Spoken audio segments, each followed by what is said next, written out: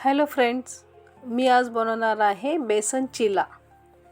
चला तर मग बघूयात आपण प्रोसेस। 1 वाटी बेसन पीठ घेतलेले आहे।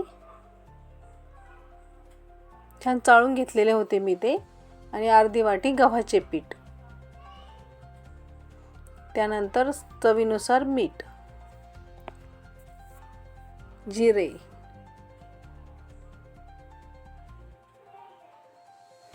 थोडं हळद, त्यानंतर हिंग आणि मी थोडी टाकलेली आहे तीळ। आणि त्याच्यानंतर थोडासा मी सांबर मसाला त्याच्यात यूज केलेला आहे। धने पावडर, अर्धा टोमॅटो घेतलेला आहे, एक छोटा कांदा। याचं छान मिक्सर मध्ये वाटण करून घ्यायचे, जाड बारीक वाटायचे। आणि त्यामध्ये आपण टाकलेले आहे कोथिंबीर, 1 पळी तेल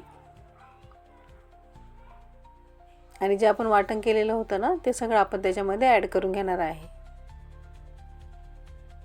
हे बघा असं। आणि थोडंसं पाणी टाकून आपण त्याला मिक्स करणार। हे बघा एकदम छान मिक्स करायचे, गाठी होऊ द्यायच्या नाही।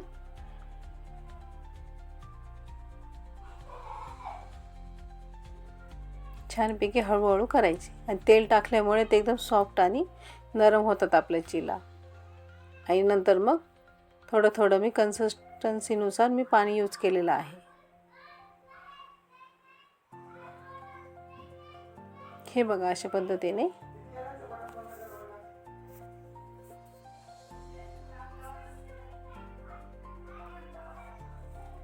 हे बघा जाड बारीक आपले जे गाठी आहेत ना ते काढून टाकायच्या आणि हळूहळू त्याला ते आपल्या चमच्याच्या साहाय्याने दाबून त्याला काढून टाकायचे। खूप छान झालेले आहे आणि कोथिंबीर वगैरे पण टोमॅटो असा जाड बारीक असल्यामुळे तो छान झालेला आहे आणि दिसतो पण छान आहे। त्यानंतर 15 ते 20 मिनिटे मी त्याला ठेवलेले होते साईडला। आता आपण त्याला चिला तयार करून घेऊयात।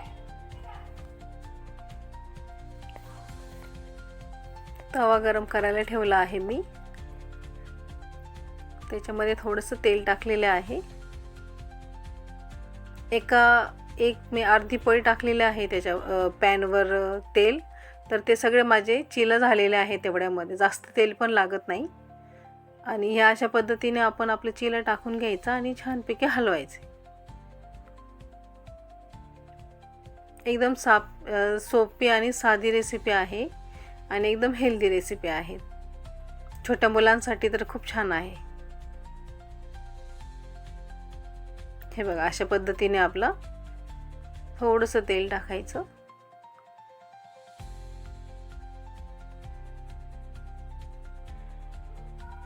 सकाळी नाश्त्याला पण खूप छान असते मुलांसाठी आणि आपण पण मोठे खाऊ शकतो।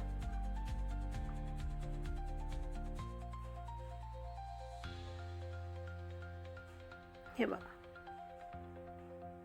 आणि कलर पण एकदम छान आलेला आहे।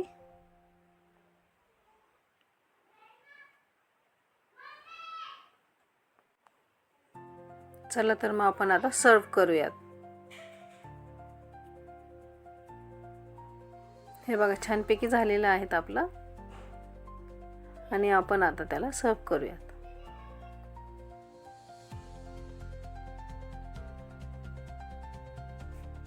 हे बघा आपण आपला चिला सॉस सोबत, दह्यासोबत, चटणीसोबत खाऊ शकतो। रेसिपी आवडली असल्यास लाईक करा, शेअर करा, कमेंट करा आणि सबस्क्राईब करा माझ्या चॅनलला। चला तर मग भेटू नेक्स्ट रेसिपीमध्ये। चलो बाय।